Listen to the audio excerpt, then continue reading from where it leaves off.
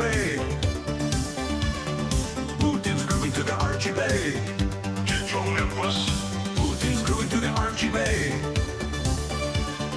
Putin's grooving to the R.C.A. From the tundra to the sea, gaming future, you will see. Sparks are flying, joy will stay. Join the glory, R.C.A. Putin's grooving to the R.C.A. Putin's grooving to the R.C.A. Get your members. Putin's grooving to the R.C.A. Feel the power. Press start today.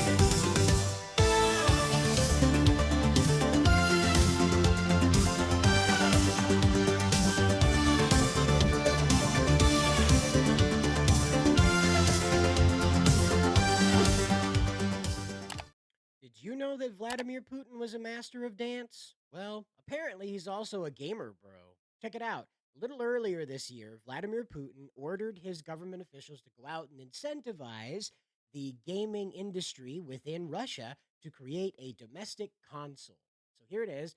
Russia's making its own consoles. And here's a bit of the summary of the story. It says President Putin orders investigation into Russian consoles to rival PlayStation and Xbox.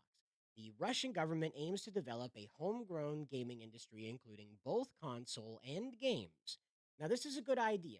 Don't get me wrong, okay? I'm not here poo-pooing what Russia is doing to help this, right? To make this happen, okay? What I am poo-pooing is walling it off, making it domestic in the sense that will not exist anywhere else in the world outside of Russia's preferred markets, perhaps BRICS, if you will, right? So it's not meant for the West in that way, and so that's a bit of a problem. Okay, I think that's a bit of a problem. And so you have issues with Western games fuel Russia's push for domestic consoles. Now, I don't buy that. I know you don't either. This has to do with the sanctions and how the sanctions are hurting them because corporations like Sony, like Nintendo, like Microsoft are soft on doing business with them right now, thanks to what's going on in Eastern Europe. I'm sorry, I get my Easts mixed up. Okay, it's Eastern Europe that it was in.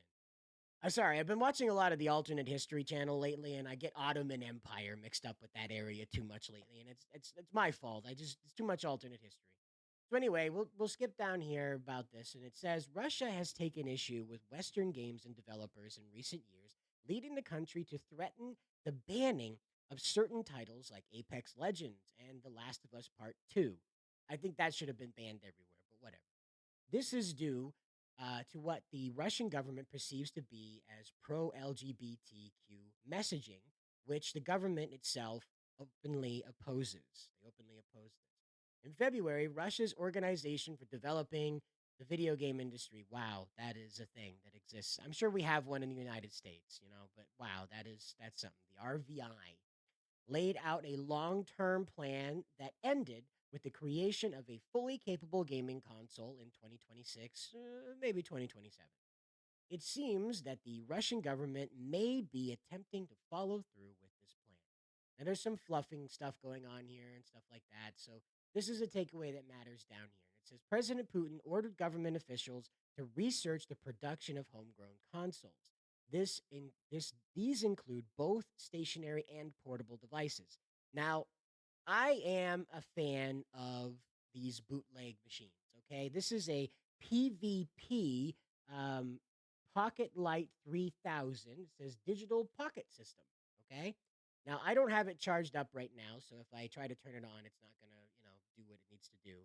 But this is not a PSP. Okay, I just want to reiterate that. You'll note up at the top here this neat little Game Boy Advance cartridge that's jammed into the top of this thing.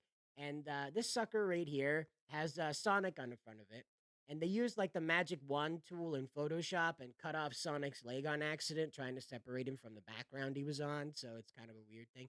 And it says 888,888 in one random special. Okay. Now I have played this for a little bit. Okay, this is given to me as a Christmas gift because I collect these weird things. This is just the one that was within reach of me right now, and so I did play this for like 2 or 3 hours, and it does have 800,888 yeah, 888,000 rather, 888 games on it, okay? That's real, okay? I did not play all of those, right? I did not play all of those. There's about 64 that are actual games on here though. About 64, maybe 68, and the rest of them just repeat. They either have different names or mixed up names. Like you'll click on one or access one that says Mario Party on it, thinking it's that Game Boy Advance version of Mario Party that came out a bunch of years ago. But no, it's just Super Mario Brothers for the old Nintendo, the first brick Nintendo there. So yeah, it's there's a lot of that going on. And what's interesting to me about this is not just that, but what they did was that they had the rights to produce this housing. Okay, obviously that's what happened. They had the rights to produce this housing, and they didn't have the rights for the technology inside. You'll notice right here there's a speaker that like belongs on a McDonald's McDonald's toy here, and that's where all the sound came from. There's a little headphone jack up here that you kind of 50-50 electrocuting yourself when you plug it in up there because it all runs out of a white lithium battery down here that for honestly when I popped that open the first time to look in there, I thought I was going to find like six AAA batteries in there, but no, that's a real deal rechargeable white lithium battery that's just hanging out in this thing that has no earthly business having one of those on board, at least for the time anyway. And that's what happens is that this is what Russia is doing. They're collaborating with China because of what they do with this, right? And we'll see their console in just a little bit here, what they actually did come out with. But I just wanted to point out that portable devices are not going anywhere. They're not coming back. They're kind of done, right? The threshold for access to video games it has been moved down to mobile devices. Okay. The mobile market reigns supreme. It might be cooling off right now, but it is in no way anywhere near even PC sales. It is massively way above them, way, way, way up there. Because again, these games like Candy Crush and Fruit Ninja, these qualify as mobile games. So these things that aren't exactly focus intensive, that aren't exactly challenging your skills of reaction time and being able to aim on these very detailed screens and things like that using your fingers. None of that, right? You're just kind of having a leisurely game while you're waiting at the doctor's office, that kind of thing, or DMV if you prefer. And so developing a portable device is curious because listen, this is what they mean. That stationary means like, the air purifier PS5 and the little refrigerator Xbox X, whatever it is there. And that's what they're talking about is these stationary devices. When they talk about portable ones, they're talking about the Steam Deck. They're talking about the Switch. These devices you're able to take around. Now I know they're not talking about a Game Boy, but ultimately I have a feeling that's what they're going to end up rendering. Just the simple fact that it is a simple to produce thing and doesn't involve a crap ton of very expensive chips, because Russia's not producing these. We'll find out in just a minute about that. But this is what I wanted to get into down here is right here. This was an earlier article, right? This is back in March, so we're about to find out what became of this last paragraph. And it says the Russian government certainly has its work cut out for it if it plans to compete with long-running console creators like Sony and Microsoft. The two companies seem to be full steam ahead with their next generation consoles, with Microsoft's next Xbox Series X model recently leaking online. Again, this is earlier this year. However, previous sanctions resulted in Microsoft and Sony limiting their sales. See, this is what's going on, okay? Which would make a domestic console much more feasible if the sanctions remain in place for years to come. Now, I hope we get beyond this. Like I said before, I hope we get beyond this. I hope that we as just a group of human species, right? Human peoples walking the earth, whatever we are here. I just hope we get beyond this and start working toward the future, which is why I don't want Russia to wall themselves off. But just like I was talking about with that bootleg PSP there, the PvP, if you will, here comes Russia with its own console that can't compete with the Xbox and PlayStation. All right, we're going to find out here. But I want you to take a look at this. This is a see-through controller of an Xbox. There's no way around that. Okay. Now I can't tell you if that's a remote over there on the right side of the picture here. If that's a remote or if that's a stand-up console, I can't. I don't know. It looks like a remote to me with volume controls and somehow a phone call button. But it also looks like the controller, so I don't know if If you lose your controller, you press the button, then it'll call out to you. I don't know why that's there. I'm not sure. But on the other side of that, the furthest right piece there, I don't know what that is either. It looks like a Chrome stick. There's not a lot of details in this article about it, and frankly, I think it would be better to kind of sit down and do like an isolated video about this compared to what the consoles of today are and where they've kind of fallen short. So if you want to see that video, let me know down below. More than happy to put that video together and we'll go through this, like what it does and where it's kind of short and maybe where it excels. Because again, I got to remind you, China puts out phones that are this thick now, okay? They're putting out phones that are this thick, and that sucker will pull your pants down if you haven't got your belts on or your Final Fantasy belts, more than one. If you haven't got your belt on or your suspenders, right? If you haven't got those on, it'll pull your pants off. Because I've seen them with fans. They've got so much stuff crammed in them. They got to have a cooler fan on the side of it in order to make sure the thing doesn't overheat while you're doing your thing. But it's practically as powerful as like one of those mini PCs you see advertised on Amazon all the time. It's nuts. So I don't know what we're really looking at here. This could be something that has some chutzpah to it, but judging by what we find out right here down below, and I'll just skip right to it.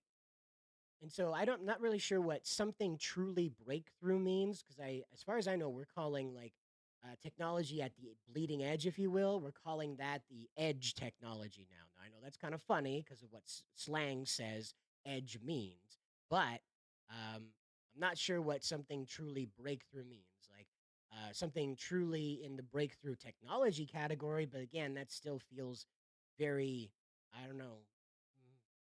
I wouldn't say dated. It just feels like it's sort of out of place for what they're trying to do here. But you let me know down in the comments below if you think they're using the term right or not. I'm not really here to argue about that. It just kind of caught my eye. That's a bit strange. So anyway, this man's name is Anton Gorlikin. I think I've said that wrong. So it's Gorelkin, Gorlikin. I think that's how you say it. And so he writes this. He says, I hope my colleagues will approach the task of making a console with full responsibility and come up with something truly breakthrough. After all, it is obvious to everyone Elbrus processors are not yet at the stage of development that would ensure equal competition with PS5 and Xbox, which means that the solution must be non-standard, okay?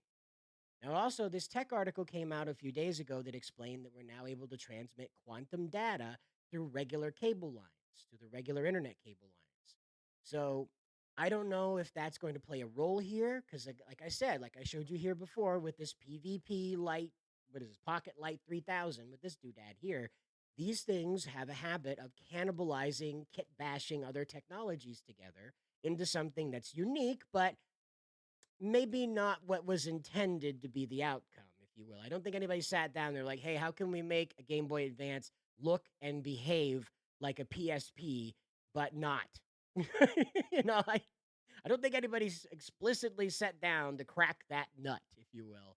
But that might be what ended up kind of being born out of this is that due to the limitations of what's available for domestic hardware and what's available through the bricks hardware, that the Elbrus processor may not be to spec for what we consider to be next gen, the current generation of graphics and processor display, game functionality display, you know. And there again, I mean, what are you chasing? I talk about this a lot with the Nintendo console, right? What would be smart here? And again, I'm not trying to give them like notes, okay? I'm not trying to help anybody out to make them our nightmare. But I believe that this would be a good idea for Russia to have its own domestic game industry. Because if you really think about it, I don't mean to do all these sidetracks, really. It's just more important to set the stage here. Because what we're dealing with is that someday these sanctions are going to end and Russia's not going to be our enemy one day. Cross our fingers, we don't have any enemies anymore, right? And so I would think that would be a good idea that, yeah, you'd want to have your own domestic games industry. Because consider for a minute that games science, the guys behind Black Myth Wukong, simply retold an ancient myth from China. Okay. Now, over here in the United States, we don't have ancient myths. Okay. We've only been around for, little, about 250 years, just about 250 years. And, while that's significant, right? That's not something people tend to, get away with too long, right? Being a free people. We don't have ancient myth here. We don't have godlike um, Parthenons. We don't have the Greek gods, things like that. We don't have the ancient Oni of Japan, these sort of things here in the U.S. So our gods, if you will, our fictional titans, if you will, are sort of set in the Wild West and industrial age of America, like Paul Bunyan and John Henry Irons, and so John Henry, because John Henry Irons was Steel, the comic book character. My bad. And so what I'm pointing at is that if you think about Russia, you tend to come up with, oh yes, the Soviet Union. Well, there's a lot more to them than just, the Soviet Union. Granted, that dominated a great bit of their commercial presence in the 20th century as far as Americans are concerned. I say commercial in the sense that, yeah, we told a lot of stories about them that may have been a little overblown, but maybe not too far off either, right? They were pretty spooky. Let's not deny that. So the situation that you find yourself in when you look at Russia's history beyond that, well, there's quite a bit of interesting stuff. Did you know that Siberia is just like mega haunted? Like it is like the scariest place in the world because like it's mostly uncharted. Like that huge fire a few years ago that was visible from space, that was in Siberia and there was basically nothing they could do. There was no infrastructure, there's basically no way to get relief out there beyond flying planes over the damn thing. That was it. That you couldn't even really get men out there because like the length of like supply chain was practically like invading a foreign land. You had to set up like a wartime relief effort here. I think there was a guy that combined a tank. That was in Sweden. Never mind, that was a different guy. But yeah, there's a tank that they combined with a water truck, so they were able to bring a tank's body in there with the ability to move around on all terrain. But that had nothing to do with Russia. Russia has spooky forests, right? And then think about this: the White Empire that was before the French communists came in and overthrew everything for the Soviet Union there to get started. Before that, the White Empire had a lot of history, and consider this. How about this? How about a Tomb Raider style game, but you're playing Anastasia of the Romanov family, unlocking what happened to your family? Hmm? That's interesting. It's one of those things that like a lot of people in the West kind of confuse about Russia because we just think, oh yes, those are the Soviet guys. They drink vodka and they do their funny dances. We don't really kind of look beyond that to who they are as a people because that's really all that's been commercially thrown at us about them. So I do look forward to what they can come up with domestically. I don't think it's going to be stuff that's like Russia good, everybody else bad. I don't think that's I don't even think that's a Russian accent. But anyway, I don't think that that's what they're going to come up with. I think you're going to see more Black Myth Wukong things in that vein, as opposed to seeing things that are games that are meant to prove the supremacy of Russian culture, if you will. It's more to draw on their ancient history. Like even for instance, the conflict that they've had with the Mongolians over the years. That's a great story. You want to talk about Assassin's Creed? Talk about the huge amount of conflicts that Russia has had with Mongolia, with the Koreas. There's been a massive conflict with Japan over the years. It's still kind of going. I don't think that was ever formally ended. You have to let me know down in the comments as well. Was the Japan Russia conflict ever formally ended? I don't think that ever was. I think the government collapsed before they put an end to it. But yeah, again, we're dealing with, people who have like a more expansive history because they've had to fight more conflicts to retain their borders. And of course, they've had this inter drama between their leaders that have caused a lot of that. So again, you think Assassin's Creed is compelling? Wait until you get into the czars of Russia and all the bizarre like Game of Thrones stuff they were doing to each other at that time too. The different royal and noble families that was going on. It's a fascinating culture, right? And again, I'm not making excuses for what they're doing right now, okay? What their government's doing. What I'm telling you is that the people on the ground are just like you and me, all right? If today we were suddenly thrust into a conflict with a country that ordinarily we wouldn't have any hostilities toward, we likewise would just be as shocked and pretty much as powerless, right? We all have a fantasy about, having a party in Washington, D.C., one of those, really rowdy parties. But at the end of the day, that takes a lot of effort and it takes a lot of coordination. And I don't blame the Russian people for not having a party in Moscow. Okay, I don't blame them for not going in and causing havoc that would, detrimentally affect their lives. And they've had a very rough go of it if you don't know. This is kind of like the longest period of success that these guys have had since, the Red Terror. Okay? So I can't really blame them for not wanting to upset the apple cart and instead holding their breath until this Cold War era KGB goblin finally falls off the edge of the earth. All right? I get it. Now, again, I want to reinforce this. If you like Putin, I don't hate what he's doing to help Russia. Okay? I don't like what he's doing outside of Russia, but I really appreciate that he's really trying to get the culture back together again. Now, he does a lot of stuff where he steps over the boundaries with that, and he is a KGB goblin. Don't get me wrong. I have not forgotten about where this guy comes from. I do not think he is based, but I think he is very concerned with his people, and so I appreciate this effort. Just want to make that abundantly clear that I appreciate this effort. And so what we're looking at here is that these guys are admitting that they're not able to compete. And that's what I'm trying to do is give some advice, right? They're not going to hear it. There's no way that Putin's tuning into bounding into comics to get the latest gaming news, right? I highly doubt that. He's much more of a Tucker Carlson guy. Much more of a Tucker Carlson guy. Tucker should do gaming, right? How about that? You want Tucker to start a Twitch channel? You could send him biddies. Tucker biddies? Yeah, that'd be great. But he's over there too in Russia. He's over there having a time. Remember him going going grocery shopping in a Russian grocery store? He was just astonished that they had aisles and lights and wow, like he'd never seen a grocery store before, right? Well, that's kind of what these people are kind of finding themselves in the situation with, is that it's been a very long time since Russia's been tasked with having domestic technologies on the entertainment front. Yes, they do develop their own things like cameras and sort of the drone technology where they can organize pictures and things like that. And they have their own, using fog to cast holograms, sort of things like that Tupac concert and Michael Jackson, that sort of stuff. They certainly have that stuff. Of course, they have their own military technology, medical, and stuff like that. But they haven't pushed into entertainment technology like this since the Soviet era, you know? So this is very much new to them. It's very much uncharted territory. And I can imagine it's probably pretty inspiring, to be honest with you. If you look at it as a person who lives on the ground there, who's 9 to 5, like we're gonna make a console.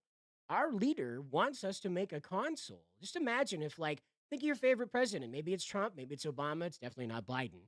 But maybe it's one of those guys that shows up in your house one day and he's like, hey, you're really into consoles. We want to make a competitor for whatever reason. We want to make another competitor, and you're the guy. I can't imagine how that's not inspiring to have your company approached by the government as, hey, remember that space race thing? Well, we're doing it with gaming, you know?